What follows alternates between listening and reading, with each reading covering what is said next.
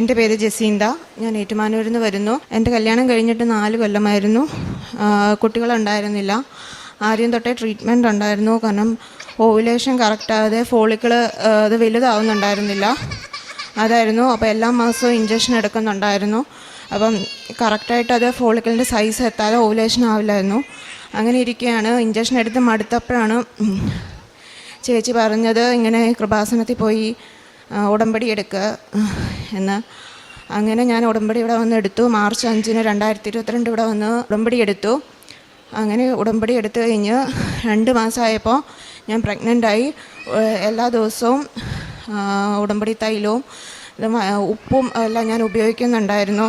കാരണം വയറിൽ വൈകിട്ട് പ്രതീക്ഷീകരണ പ്രാർത്ഥന ചൊല്ലിക്കഴിഞ്ഞ് എന്നും എണ്ണ തേച്ച് പ്രാർത്ഥിച്ചിരുന്നു. അങ്ങനെ 2 മാസമായപ്പോൾ ഞാൻ പ്രഗ്നൻ്റായി. ഞങ്ങൾക്ക് ദൈവം ഒരു ആൺകൊച്ചിനെ തന്ന് അനുഗ്രഹിച്ചു. താമസിച്ച് പോയി. 1.5 വയസ്സായി കൊച്ചിന്. വരാനിപ്പോഴാണ് പറ്റിയത്. ദൈവത്തിന് നന്ദി, മാതാവിനും നന്ദി. കാരുണ്യ പ്രവൃത്തിയും പ്രേക്ഷിത പ്രവർത്തനവും എല്ലാം ചെയ്യുന്നുണ്ടായിരുന്നു. ഞാൻ വർക്ക് ചെയ്യുന്നുണ്ടായിരുന്നു. ആഴ്ചത്തെ ധ്യാനം 1 ആഴ്ചയും കൊണ്ട് തീർത്ത് അങ്ങനെ ഞാൻ കംപ്ലീറ്റ് ആക്കി എല്ലാ ദിവസവും എല്ലാം ചെയ്യാറുണ്ടായിരുന്നു. ഞായറാഴ്ചയായാലും കുർബാനയൊന്നും മുടക്കാതെ പ്രാർത്ഥിച്ചു. എല്ലാ കാര്യവും നന്നായിട്ട്